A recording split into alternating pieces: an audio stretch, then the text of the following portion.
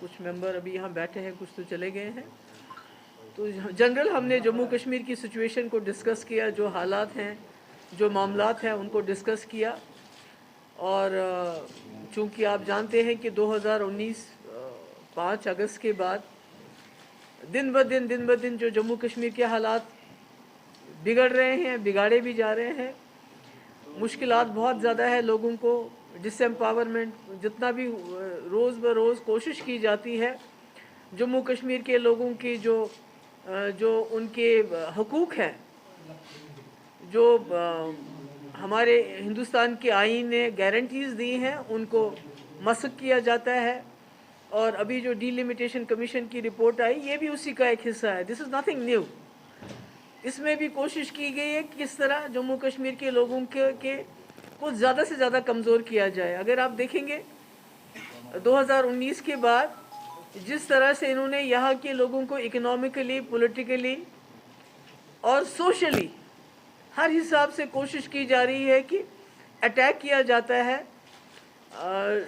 एक पहले ही हमारे जो रियासत के उसके टुकड़े कर दिए गए, उस तरह से उसको डिसएम्पावर किया गया। उसके बाद जो हमारे राइट्स थे, जो हमारे हुकूक थे, जो हमारे पावर्स थे, उनको ख़त्म किया गया। सरकार में नौकरियां देने के बजाय उनको निकाला जाता है।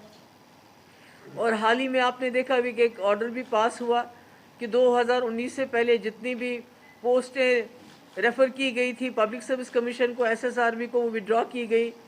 उसका मकसद ये है कि पहले 2019 से पहले जितने लोगों ने अप्लाई किया था वो सिर्फ जम्मू कश्मीर के बाशिंदे थे। और अब जब आप उसको दोबारा रेफ़र करेंगे तो नेचुरल सी बात है, उसमें बाहर के लोग, पूरे मुल्क के लोग अप्लाई करेंगे और नतीजा ये होगा कि हमारे जम्मू कश्मीर के जो जवान हैं वो सफ़र करेंगे। इस तरह आपने देखा कि हमारे यहाँ जो हॉर्टिकल्चर है वो हमारी रीढ़ की हड्डी है।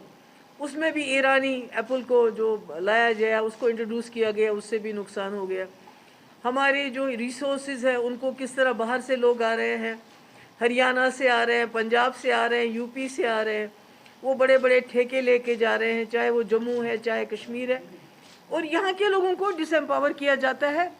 और अभी आपने हाल ही में देखा है कि कितने दिनों से जम्मू में बॉर्डर बटालियन के लड़के लड़कियाँ वहाँ प्रोटेस्ट कर रहे हैं, विमेन बटालियन के लिए प्रोटेस्ट कर रहे हैं, मगर किसी के कान पे जूं नहीं रेंगती, कुछ भी नहीं होता है। बल्कि कोशिश हो रही है किस तरह से जम्मू कश्मीर के लोगों को दिन ब दिन ज़्यादा कमज़ोर किया जाए।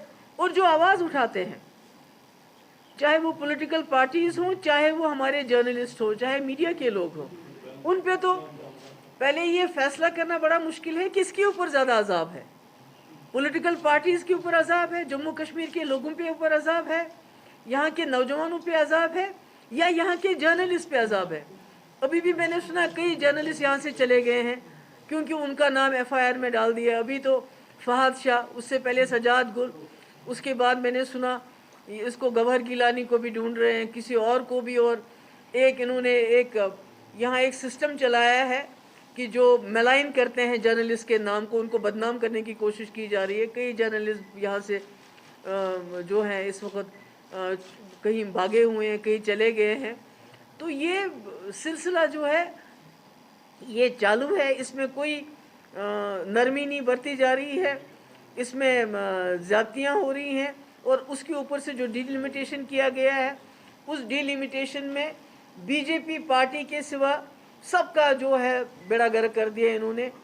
पार्लियामेंट कॉन्स्टिट्यूंसीज़ को, भाई अगर आपको राजौरी पुंछ आपको पसंद नहीं है, आप अपनी कॉन्स्टिट्यूंसी अलग बनाना चाहते तो राजौरी पुंछ इंतज़ार कर लीजिए, 2026 में राजौरी पुंछ को अलग पार्लियामेंट्री सीट दे दीजिए। चनाब वैली को आप पसंद नहीं करते, उनको अलग पार्लियामेंट सीट दे दीजिए। 2024 में तो डिलिमिटेशन होना ही होना है, और ये दूर दराज के इलाके, इनकी अपनी पार्लियामेंट सीट्स होनी चाहिए। तो इसलिए आज हम सब मिले, हमने बात की, हमने देखा किस तरह से इन्होंने कोशिश की है कि सेक्टेरियन लेवल पे, सोशल लेवल पे, हर लेवल पे जम्मू कश्मीर के लोग एक दूसरे के साथ झगड़ा करें, एक दूसरे के साथ लड़ें।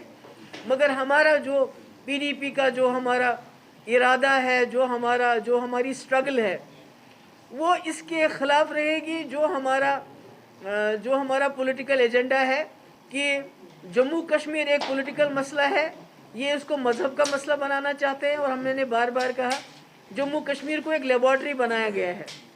آج آپ دیکھیے پورے کنٹری میں حجاب اس کو مسئلہ بنایا ہے، کیوں؟ کیونکہ وہ ایک کمیونٹی کا سمبل ہے، ایک ان کی پہچان ہے۔ تو یہ سارا شروع تو جموں کشمیر سے ہوا، کیونکہ ایک مسلم میجورٹی اسٹیٹ ہے۔ اب پورے ملک کے اندر وہی تجربے چلیں گے۔ ابھی دیکھیے ڈیلیمیٹیشن یہاں کی ہے انہوں نے، کسی کا علاقہ کسی کے ساتھ ملایا، کوئی نمبرز نہیں ہے۔ کہیں جگہ کانسٹیٹوینسی ہے جہاں 1 لاکھ ووٹ ہے، کئی جگہ کانسٹیٹوینسی ہے جہاں 1.25 لاکھ ووٹ ہے۔ تو کوئی انہوں نے طریقہ نہیں اپنا۔ اب یہ ملک کے اندر بھی اس کو ریپیٹ کریں گے۔ تو میرے کہنے کا مقصد ہے کہ اس وقت جو ہمارا ملک ہے یہ کانسٹیٹیوشن کے اوپر نہیں چل رہا ہے، یہ بی جے پی کے ایجنڈے کے اوپر چل رہا ہے۔ But we are going to fight it tooth and nail. میں دوبارہ بتانا چاہتی ہوں کہ ہماری جماعت یہ جو کر رہے ہیں، یہ جو جموں کشمیر میں یہ تباہی کا انہوں نے سلسلہ شروع کیا ہے، ہم اس کو ریزسٹ کریں گے، ہم اس کی مزاحمت کریں گے۔ ہم we are not going to give them easy way to move forward. جو ہم سے بن پڑے گا ہم ریزسٹ کریں گے۔ ہم جموں کشمیر کو یہ جو اس کو پولیٹیکل مسئلہ چھوڑ کے ایک مذہبی مسئلہ بنانا چاہتے ہیں۔ آپ جہاں دیکھیے کہ پورے ملک کے اندر جموں کشمیر کی بات ہوتی ہے۔ ہمارا ماننا ہے کہ جب تک آپ جو ابھی آپ دیکھیے پورا ملک آئسولیٹ ہو گیا ہے، پورے دنیا میں آئسولیٹ ہو گیا ہے۔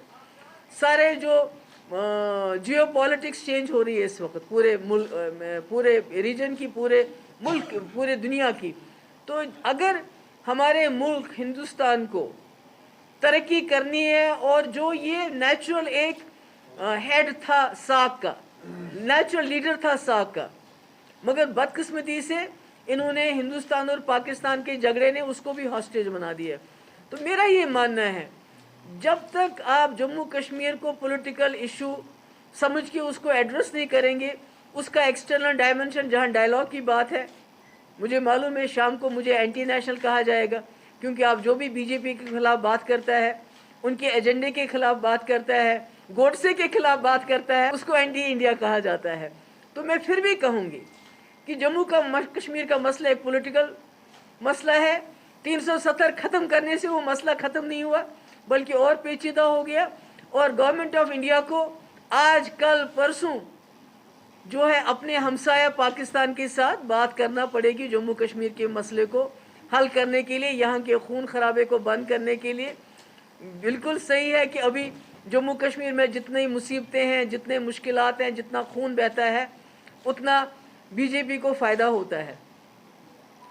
تو یہ زیادہ دیر چلے گا نہیں۔ مجھے لگتا ہے ملک کے لوگ بھی اکٹھے ہو رہے ہیں، وہ بھی سمجھ رہے ہیں جو ہمارا ملک پوری دنیا میں سر اٹھا کے چلتا تھا سیکولرزم کے نام پہ، ڈیموکریسی کے نام پہ، آج حجاب کے نام پہ پورے ملک کو پوری دنیا میں کٹہرے میں کھڑا کر دیا۔ بدنامی ہو رہی ہے ہماری۔ We are a soft power.